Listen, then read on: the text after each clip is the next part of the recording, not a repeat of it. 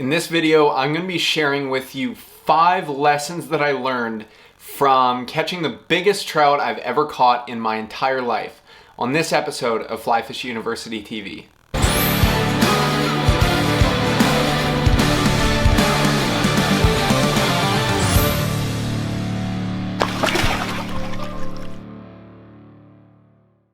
Good morning and welcome to this episode of Fly Fish University. My name is Jordan Ulrich, and let me just tell you that I am super excited to have you here. If you're brand new here, this is a place that I've designed to educate you, to entertain you, and to hopefully help you on your fly fishing journey. Fly fishing has been such a dear sport to my heart for so many years, and I'm just so grateful to have this platform to be able to help people improve their skills. Today I'm going to be sharing with you 5 things that, as I was driving home from a recent trip from catching the biggest trout I'd ever caught in my entire life, I was thinking about what were the things that led up to this and what are some of the lessons, some of the key takeaways from this experience.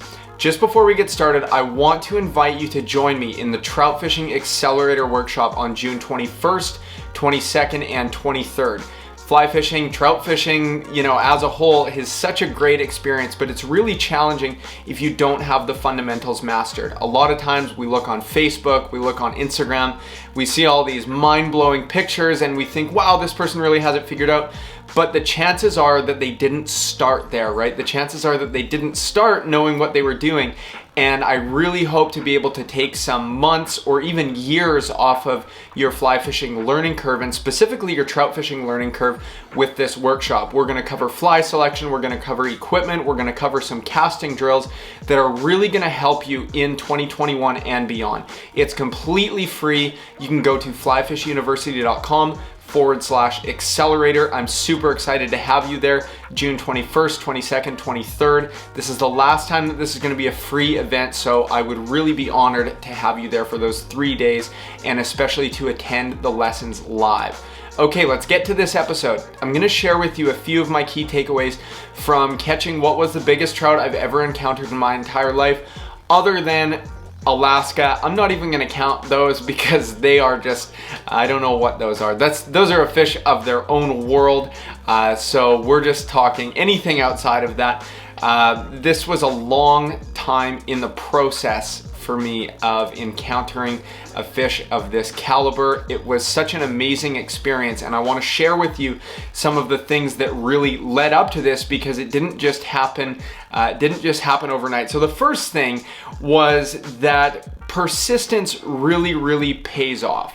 Okay, persistence, being very, very persistent in your journey, in your practice, really understanding that the more you are searching for what I would call the fish of a lifetime, the more challenges that you are going to come across. And fly fishing can be a very challenging sport sometimes.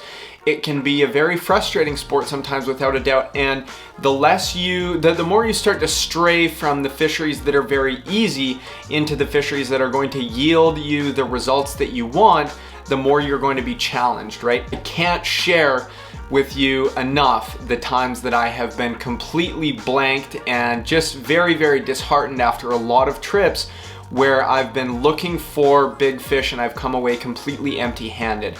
But I just look at those as it's a part of the process. And when you're looking for fish that are going to stick in your memory bank for 5, 10, 20 years, even your lifetime, you have to understand that you're going to be met with a lot of challenges. It's not overly easy, and there's a reason why, because if it was easy, everybody would do it and it would happen every day, and you know what, it wouldn't be special to the same degree. So I really am going to encourage you to stick with, even though it's challenging, stick with. If you're looking for, you're maybe advancing a little bit in your fly fishing journey and you're starting to challenge yourself with some more difficult fisheries, understand that being very, very persistent is what pays off. This is years and years sometimes of searching for that moment where everything sort of comes together. So lesson number 1 is persistence pays off. Lesson number 2 is to choose your fisheries very, very specifically.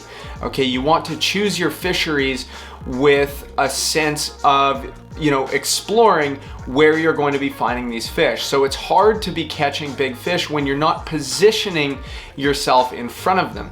So understanding ahead of time, whether you're fishing still water, whether you're fishing moving water, to understand where you're fishing has to first hold the fish that you're looking for. I used to spend a lot of time on fisheries that were very easy, right? Because I could catch a lot of fish, it was a lot of fun, but it wasn't the same challenge because I wasn't positioning myself in front of the fish that I really wanted to be catching. So the second one is definitely choose your fisheries very, very diligently, very specifically, and do your research ahead of time. For me, this is like a lot of nights at midnight, I'm on page 9 of Google, reading through old forums, posts from like 10 years ago, trying to find information on fisheries that I'm interested in exploring. Okay, so you have to understand too that a lot of times you're going to be off the beaten path. You're going to be searching out waters that maybe not a lot of people spend a lot of time on, and a lot of times these fisheries are not talked about on the internet or Facebook groups or internet forums. I'm not really one to go, poking as many people as I can for information.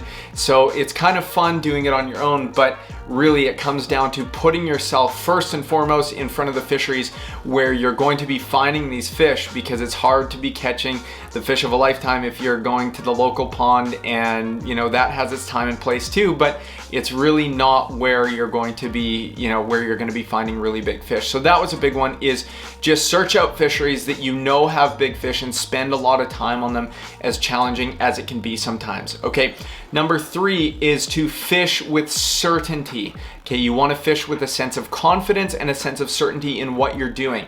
This comes down to the rods that you're fishing, the reels you're fishing, the lines that you're fishing, the leaders you're building, the knots that you're tying, the setups that you're using, the areas that you're spending your time in, and ultimately as well, finally, last but not least, the flies that you're fishing. It's important because when you're not fishing with certainty, you get stuck in a place of changing flies all the time, wondering if you're even fishing the right equipment, wondering if you're fishing the right areas, wondering if what you're doing is actually going to work. Because when we're looking for big fish, sometimes the periods in between our encounters can be very long sometimes. So fishing with certainty in the approach and the methods that you're using, and of course if you're hooking fish, knowing that the knots that you're tying, the setups that you're using are going to be sufficient, because that can be very heartbreaking experience, something that I've experienced a few times on the water, where the encounter takes place and you're using inferior equipment, your knots aren't tied properly, your hooks aren't strong enough. It's just it's really not a good experience. So I would say definitely fish with confidence, fish with certainty, and that just comes through practice, repetition, getting the right information from people who know what they're doing, and then implementing it, right? But fishing with confidence, fishing with certainty, that's a huge step in finding more fish and finding more big fish, right? That's kind of what we all want. But just know that if you're at the very, very start, maybe you're not here yet, but just fish with certainty and fish with confidence that what you're doing is right and what you're doing is going to work, and be very, very open and willing to adapting and adjusting. Okay, number 4 is start to learn trout behavior and start to learn how big fish behave, because a lot of times you're going to be fishing them in fisheries that might have a very abundant food source, and they don't give you as much leeway when it comes to having some maladjustments or having your setup not completely dialed. So understand that a lot of times when you're fishing for big fish, especially trout in specific, it's going to be in fisheries that typically have a very abundant food source. The more food that fish have available to them, the more choosy they can be when it comes to eating your fly or not, right? So just understand how they behave. That's a big, big step in the right direction, because you have to understand how they behave in order to think like them, which I know sounds pretty weird, but when you trout fish long enough, you start to think that you are maybe part trout on some level. But really understand how these fish behave and how they react or don't react to certain flies and certain presentations. What are they feeding on? What makes them so big? What is it that they're eating that you can imitate that is going to ultimately connect you with them for that short period of time? Okay, number 5 is enjoy the process, right? When I look at The fish that I was able to encounter about a week ago, it was, if anybody's curious, it was just under 30 inches long, and it was just over 10 pounds, which was one of 5 fish that I've encountered that was a confirmed fish over 10 pounds. But you have to understand that this is years and years and years in the making. So even though it was only a 10-minute encounter, it was over 10 years of, learning and doing and trial and error that leads up to that. And you have to enjoy the process of looking for big fish, because it can be a really tough game sometimes. It can really, really, really be a grind. So to not enjoy the process is to really sell yourself, short on your whole fly fishing experience, because not every day is going to be gangbusters by any means. So you really have to understand that enjoying the process, that was something that at this point in my career, I really don't spend a lot of time on fisheries that don't have really big fish in them, just because I've encountered enough 2-pound trout that I like to challenge myself. But there's a lot of days, like I said, there's a lot of days that I end up completely blanked, that I end up, walking away with absolutely nothing to show for it. And that's just part of the process. It's part of the game and it's part of the journey.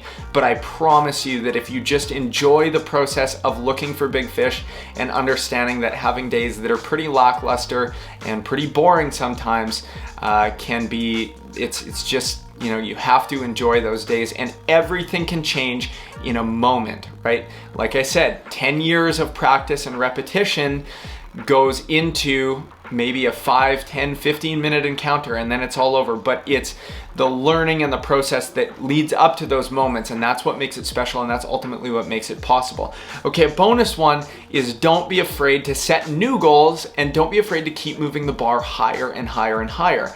Like I said, it's the process, but now the fun thing is that you can keep moving the bar up and up and up. And I think that that's some of the allure for fly fishing for myself and so many, is that you never win. You can't win. There's always a new goal. There's always a new something that becomes more and more exciting. So don't be afraid to keep challenging yourself and setting new goals, because ultimately that is what this sport is about, is to continually challenge yourself over and over and over, because that's what makes it fun. So if you want to shorten up your fly fishing learning curve, please join me in the Fly Fishing Accelerator Workshop. I will leave a link in the description, whether you're listening to or watching this. I'd be so honored and so excited to have you there. I'm gonna share everything that I can that has, accumulated over the past 10 years of my professional career in fly fishing, to really help you enjoy this sport to a more immense degree and really understand in depth what are the things that take place, what are some of the mindset things that people use that that are constantly finding a lot of fish. Well, there is a system to it, and I promise you, once you start to understand the system, fly fishing will become so much easier. But first, like I said, it starts with developing and understanding some of the deep fundamentals. Okay, this is so important. I stress this to everybody that I've taught in my whole career. So I'm very excited to have you there. You can go to flyfishuniversity.com/accelerator, June 21st, 22nd, and 23rd. I'm so excited about this. I look forward to seeing you there, and I look forward to seeing you on the next episode of Fly Fish University TV and the next episode of the Fly Fish University podcast. Thank you so much, and I will see you there.